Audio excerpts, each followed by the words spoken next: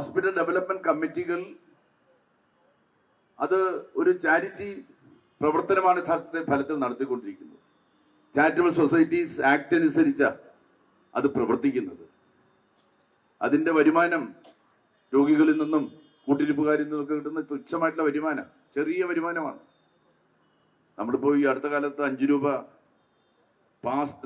ഈ admission OP ടിക്കറ്റിന് 5 രൂപ ഈടാക്കാൻ തീരുമാനിച്ചപ്പോൾ വലിയ പ്രക്ഷോഭം അവിടെ ഉയർന്നു വന്നു. ഇപ്പൊ 5 രൂപ നോട്ട് കിട്ടാനുണ്ടോ? നിങ്ങളുടെ ആരുടെയെങ്കിലും കയ്യിൽ 5 രൂപയുണ്ടോ?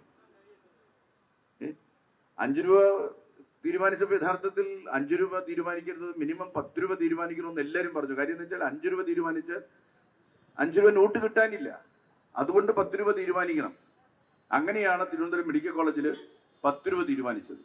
5 രൂപ നോട്ടില്ലാത്തത് കൊണ്ടും 5 രൂപയുടെ നാണയം യഥേഷ്ടം കിട്ടാത്തത് കൊണ്ടുമാണ് ആ OP ടിക്കറ്റിന് 10 രൂപ തീരുമാനിച്ചത്. കോൺഗ്രസ്സുകാർ വലിയ സമരമൊക്കെ ആയിട്ട് വന്നു.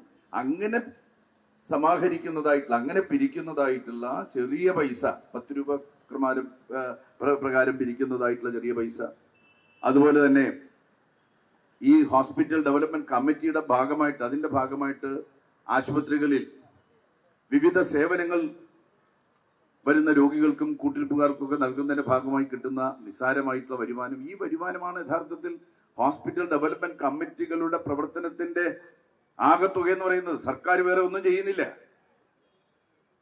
ആ തുക വെച്ചുകൊണ്ട് ആ ആശുപത്രിയുടെ വികസന പ്രവർത്തനങ്ങളിൽ ഏതെല്ലാം ആളുകളെ നിയമിക്കണം. സത്യത്തിൽ ഈ ഹോസ്പിറ്റൽ ഡെവലപ്മെന്റ് കമ്മിറ്റി ഇല്ലെന്നുണ്ടെങ്കിൽ നമ്മുടെ സംസ്ഥാനത്തെ പല ആശുപത്രികളുടെയും പ്രവർത്തനങ്ങൾ നിലച്ചു പോകും എന്നുള്ള കാര്യത്തിൽ സംശയമുണ്ടോ? തിരുവനന്തപുരം മെഡിക്കൽ കോളേജിന്റെ കാര്യം എനിക്ക് പറയാൻ സാധിക്കും. അവിടെ ഈ ഹോസ്പിറ്റൽ ഡെവലപ്മെന്റ് കമ്മിറ്റിയും ആ കമ്മിറ്റിയുടെ ഭാഗമായിട്ട് പ്രവർത്തിക്കുന്ന 100 കണക്കായിട്ടുള്ള ജീവനക്കാരും ഇല്ലെങ്കിൽ തിരുവനന്തപുരത്തെ മെഡിക്കൽ കോളേജ് ആശുപത്രി ഒരു ദിവസം പ്രവർത്തിപ്പിക്കാൻ വേണ്ടി സാധിക്കില്ല. അത് വാസ്തവമാണ്, വെറുതെ പറയുന്നൊരു കാര്യമല്ല. അത്രയേറെ സജീവമായിട്ട് പ്രവർത്തിക്കുന്ന ഒന്നാണ് ഈ ഹോസ്പിറ്റൽ ഡെവലപ്മെന്റ് കമ്മിറ്റികളുടെ കീഴിലെ പ്രവർത്തനം എന്ന് പറയുന്നത്. അതൊരു സ്വതന്ത്രമായിട്ടുള്ള പ്രവർത്തനമാണ്. അത് ആരുടെയെങ്കിലും തീരുമാനത്തിന് വിധേയമായി പ്രവർത്തിക്കുന്നതല്ല. ആ ഹോസ്പിറ്റൽ ഡെവലപ്മെന്റ് കമ്മിറ്റിയാ കാര്യങ്ങൾ തീരുമാനിക്കുന്നത്. തിരുവനന്തപുരം മെഡിക്കൽ കോളേജിലാണെന്നുണ്ടെങ്കിൽ കളക്ടർ ചെയർമാനായിട്ടുള്ള കമ്മിറ്റിയാണ്. SIT ഹോസ്പിറ്റലിലെ കളക്ടർ ചെയർമാനായിട്ടുള്ള കമ്മിറ്റിയാണ്. MLAയും ജനപ്രതിനിധികളും എല്ലാം ആ കമ്മിറ്റിയിൽ അംഗങ്ങളാണ്. വിവിധ രാഷ്ട്രീയ കക്ഷികളുടെ പ്രതിനിധികൾ ആ കമ്മിറ്റിയിൽ അംഗങ്ങളാണ്. വളരെ സുതാര്യമായിട്ടാണ് ഇതിന്റെ പ്രവർത്തനങ്ങൾ നടക്കുന്നത്. ആ ഹോസ്പിറ്റൽ നന്നായിട്ട് നടത്താൻ, അവിടുത്തെ സെക്യൂരിറ്റി പ്രവർത്തനങ്ങൾ മെച്ചപ്പെടുത്താൻ, അതുപോലുള്ള അവിടുത്തെ ക്ലീനിങ്, ഞാൻ ചോദിക്കട്ടെ, അവിടുത്തെ ക്ലീനിങ് സ്റ്റാഫ് ആരാണ്? ഈ മെഡിക്കൽ കോളേജ് ഇങ്ങനെ ക്ലീനിങ് നല്ല ക്ലീൻ ആയിട്ട് കിടക്കുന്നതിന്റെ പിന്നിലെ ഈ പ്രേരക ശക്തി ആരാ? അത് യാതൊരു സംശയം നിങ്ങൾക്ക് വേണ്ട.